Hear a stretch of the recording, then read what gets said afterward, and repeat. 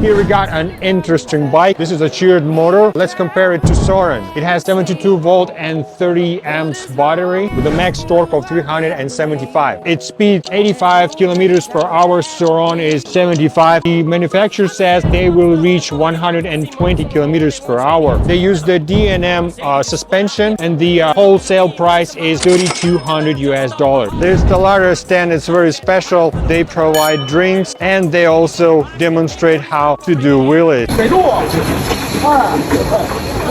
We have two bikes by Apollo, RX for road and one for the off-road. The price is around $3,300 US in China.